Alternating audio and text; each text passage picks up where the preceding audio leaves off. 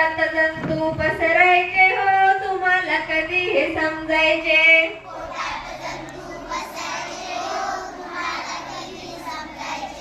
तुम्हाला कधी हे समजायचे हो तुम्हाला कधी हे समजायचे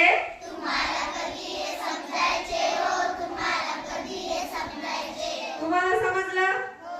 हात न धुता जेवायला बसायचंय का